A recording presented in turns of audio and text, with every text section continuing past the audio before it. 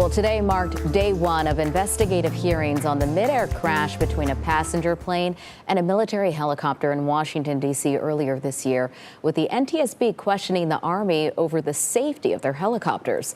67 people died in January when an Army Black Hawk helicopter collided with an American Airlines plane.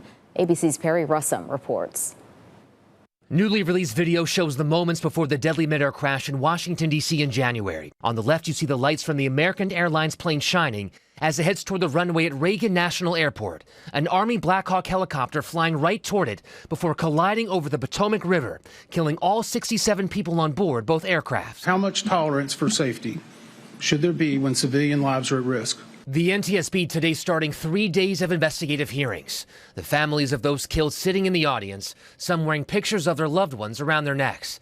This morning, the agency releasing thousands of pages of evidence, including new data from the plane's cockpit voice recorder, showing the pilots of the plane verbally reacted to the helicopter less than a second before impact. One pilot saying, "Oh, expletive." The black box transcript shows the helicopter's pilots had trouble hearing air traffic control. The chopper's crew engaged its microphone at the same time air traffic control said to pass behind the plane.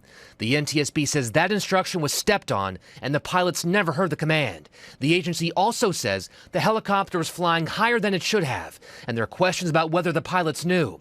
Major concerns about the reliability of the instruments on board. There is a possibility that what the crew saw was very different than what the true altitude was.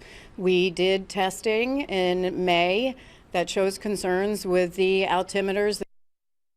The chairwoman of the NTSB with clear frustration toward the Army, asking why they are not testing the instruments on the rest of their fleet. She says she is not happy with what she heard from the Army today.